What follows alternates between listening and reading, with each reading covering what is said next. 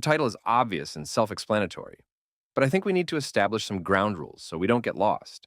The list will not include EPs, live albums, cover albums, split albums, or compilations. So we're only talking about studio albums made by the band itself with original music. At the end of each series, I will put a brief comment on why I chose those specific albums, and not some additional ones that came before or after them. At the conclusion of the video, I'll also talk about some bands that were almost included and why I decided not to, meaning practically which album broke their streak. The choice of bands, albums, and all the comments reflect my personal views. To see what the public thinks, I'll also include the rating each album has on Rate Your Music.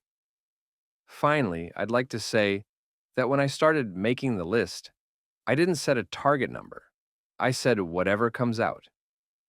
In the end, I included 20 album runs.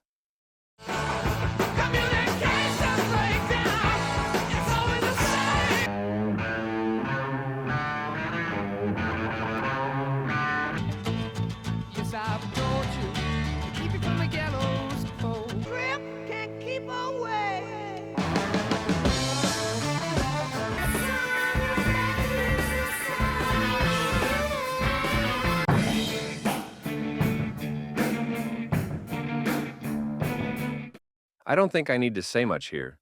One of the most important album series in the history of heavy music.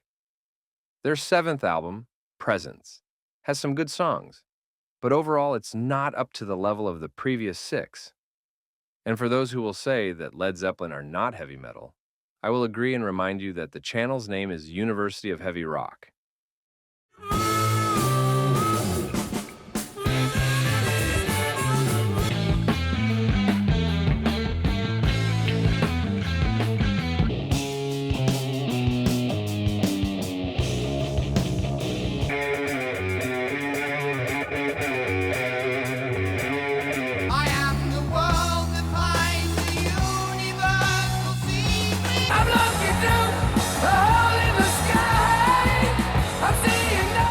Another one of the most important, if not the most important, album series in the history of heavy rock.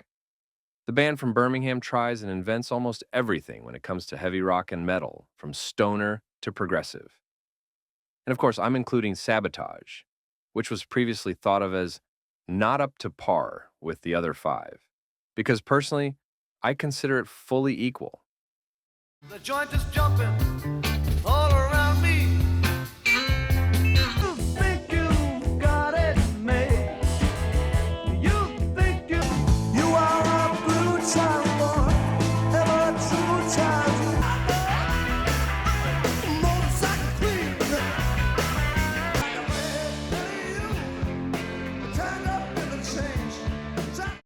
If the whole world were like my country, Rory Gallagher would be the most famous guitarist in the world. Unfortunately, this is not the case, and he remains a highly underrated artist who passed away too early and is known by just a few.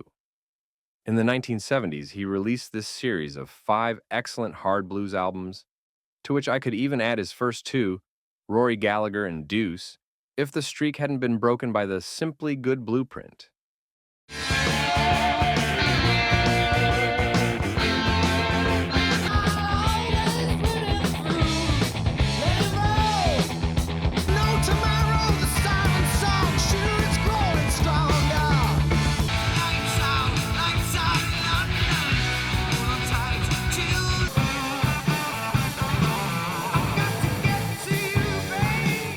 Definitely one of the most underrated bands in the 70s heavy rock scene, and I don't know how many people realize that in their first period with Michael Schenker on guitar, the band released 5 consecutive gems of intelligent, well-written, modern for their time hard rock that would influence countless bands in the future.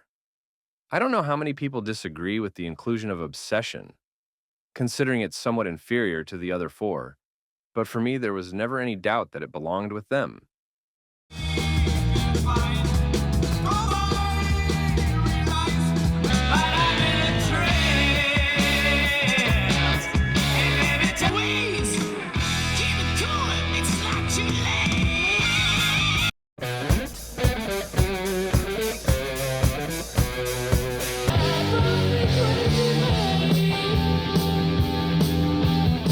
I don't know if this will surprise anyone, but honestly, the quality of these 5 albums, the level of the compositions, and the influence the band from Hanover had on thousands of musicians worldwide justify their presence on this list.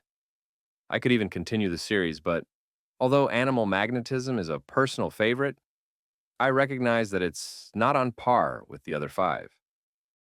Fighting from the glen came the marching men with their sheets and listening to. You got a bad reputation.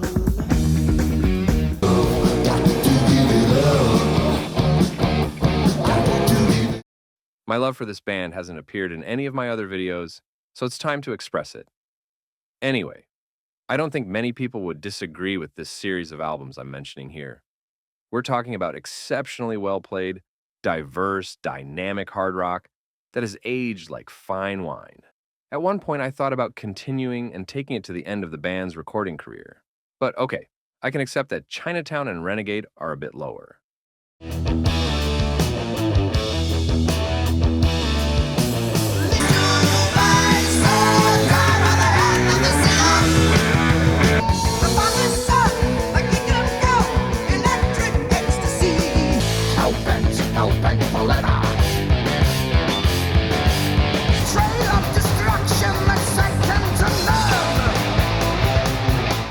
What can one say here? We're talking about the albums that shaped the modern heavy metal sound, that transformed heavy rock into heavy metal. Ageless anthems for every fan of the genre, and deep cuts that others would pay to have as their main songs. And for those who would say something about Killing Machine, okay guys, have you seen the tracks it has on it? It would be sacrilege not to include it. We've been smoking Lebanon. We've Cinderella Man doing what?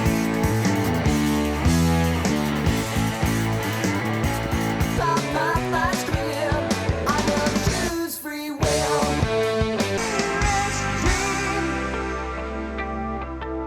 I strip in my high school halls. In the shop. Acid rain. Red alert. Red alert. No surprise here either, I think.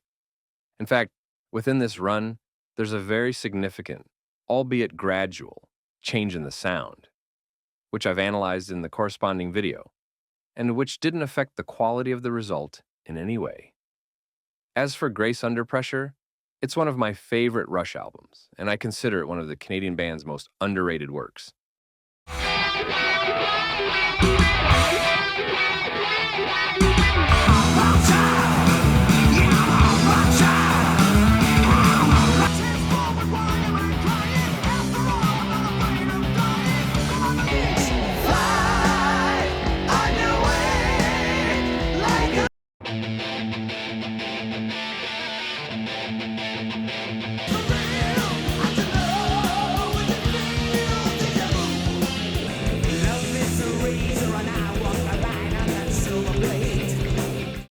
The only other album series in history that can look the one by Sabbath in the eye. And in fact, with 7 discs instead of 6. Steve Harris's band overcame both the change of singer and the one of drummer, delivering one gem after another, building their own legend and laying the foundations for the success of pure, unadulterated heavy metal throughout the decade.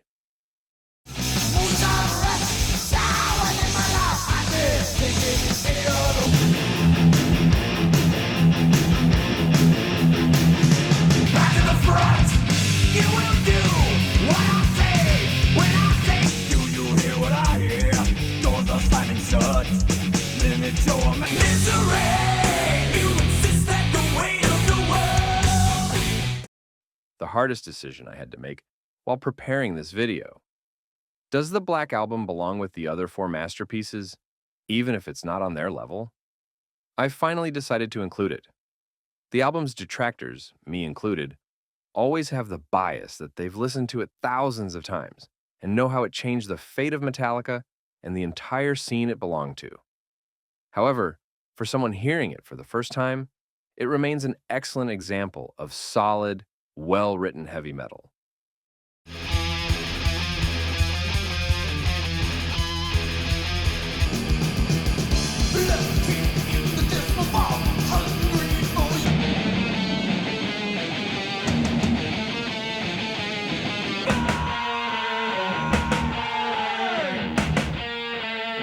Though all I see, fragments of what used to be. One of the most clear-cut series I included in this video. Despite the natural evolution of their sound and some stylistic differences from album to album, here we have both the construction of the thrash metal edifice as well as the foundations of extreme metal. If I weren't breaking my own rules, I'd include the Haunting the Chapel EP in here too.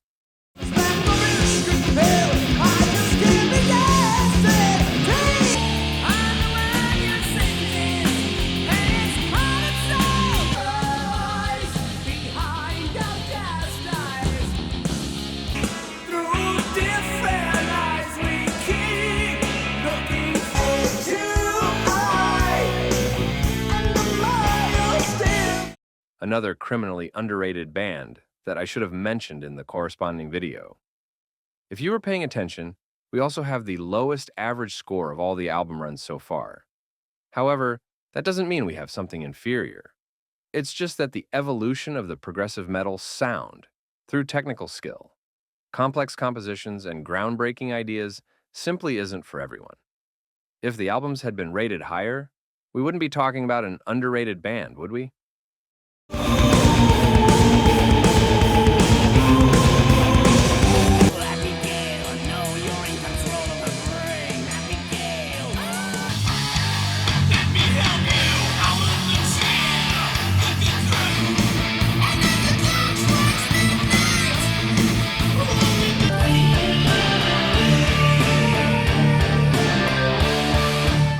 The Dane and the group of musicians he's with are pushing the Merciful Fate sound towards something even more intensely theatrical, gothic, and progressive.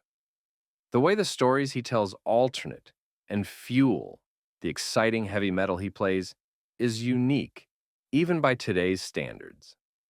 Another straightforward, clear-cut series that should always go together without any question or doubt. Diamonds, diamonds, diamonds on the Texas.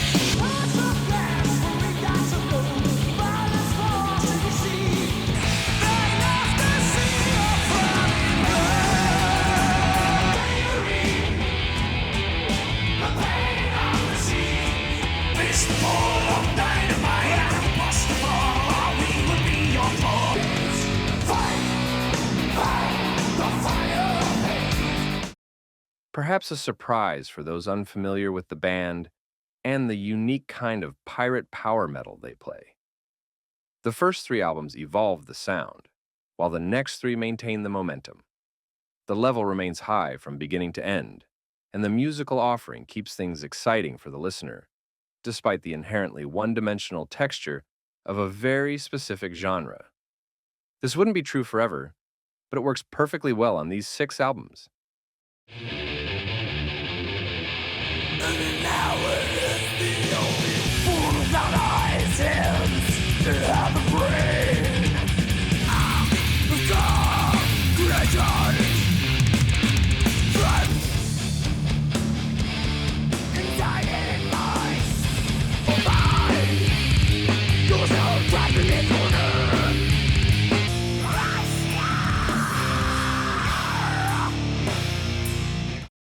Another series of albums that I thought about including for quite a while.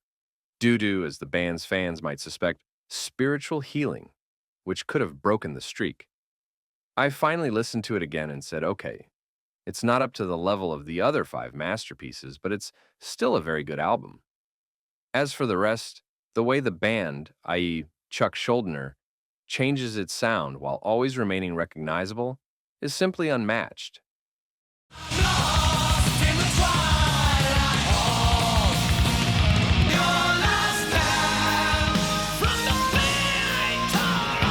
Returning on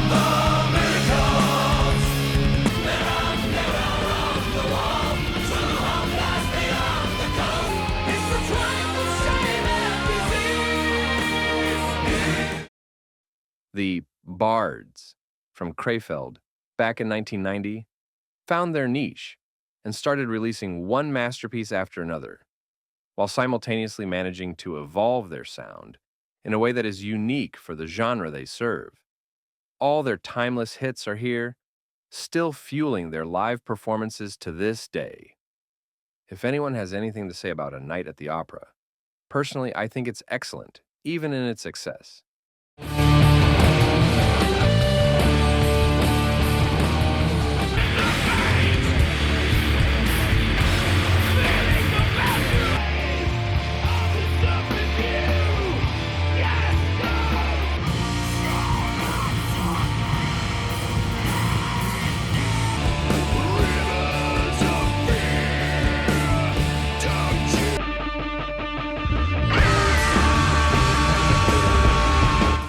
So you don't say I'm just a metal gatekeeper.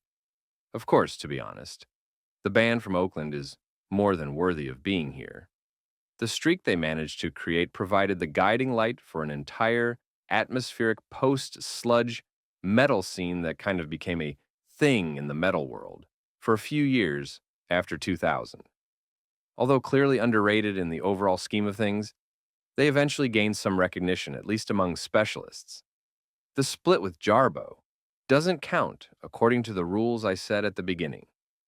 To our lives of endless body of soul and mind.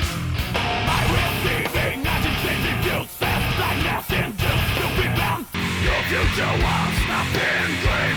Try to wander modeling association. By once again.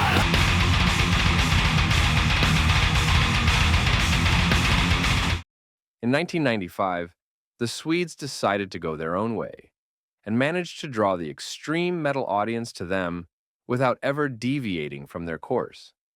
The way they rendered the sound they invented in these 5 albums couldn't be adequately imitated by any of the thousands who tried. The recognition that came with Bleed in 2008 was simply their reward for their courage and honesty.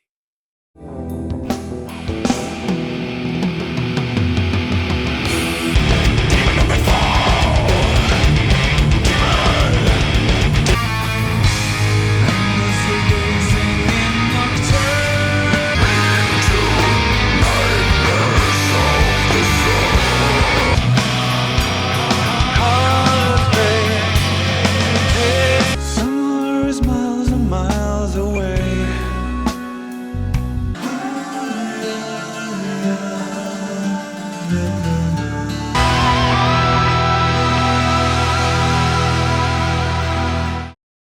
If we look at the pure numbers, this is the most impressive list of consecutive albums in the history of heavy rock. No one else has ever been able to release 8 consecutive albums at such a level. Of course, the very distinctive style of Mikael Åkerfeldt's band ensured that they became well known, but never truly huge. But again, just the fact that they managed to maintain this quality for all these years and across so many albums is impressive in itself.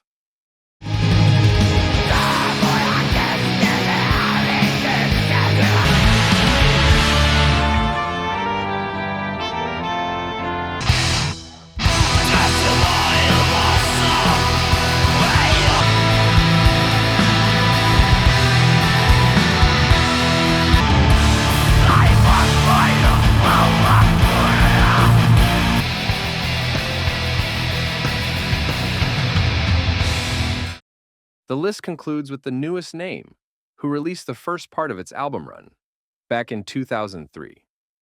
The band significantly helped establish pagan black metal and Viking metal, which they gradually transformed into folk metal without losing any significance or quality.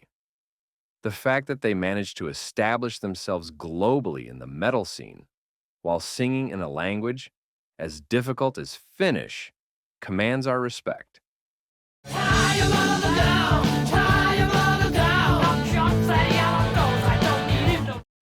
I'll start with the classic names of the 70s. For Deep Purple, there's Who Do We Think We Are, which breaks their streak in half. I thought of Uriah Heep, but very heavy, very humble and sweet freedom, although very good. can't quite fit compared to the four masterpieces that are between them. For Budgie, the run was broken by Squawk, and for Queen, by A Day at the Races. I thought about Blue Oyster Cult quite a bit, but ultimately didn't include them, as while Agents of Fortune has Don't Fear the Reaper, few other things stand out. Let's go to the 80s now. The first thing my fellow countrymen will tell me, and for which I know I'll get flack, is about Manowar. Yes, I still listen to Fighting the World today, but some of the songs on the first side make it hard for me to put it on the same level as anything else they did in the 80s. I think it would be unfair to the other albums. Perhaps some people will mention Megadeth to me, but I believe that So Far, So Good, So What and Euthanasia, although good albums, are not up to the standard of those that surround them, and thus ruin any idea of a streak. As for Sepultura, to put them on the list, I'll have to admit that Roots is a very high-quality album, but I'm sorry, I can't do that. In the 90s, there are two bands that immediately came to mind. Dream Theater, whose streak is cut by Falling into Infinity, and the English purveyors of relentless death metal, Bolt Thrower. But Mercenary is a bit behind the magnificent four albums that preceded it. Then I looked toward the epic Doom Father Solitude Eternus as well. But after the excellent first three, Downfall and Adagio are somewhat lower. As for the 2000s, you'll probably tell me about Mastodon and Gojira. For the former, the streak stops at 4 because The Hunter comes after that, while for the latter, the truly amazing albums are 3, although it might seem there are more.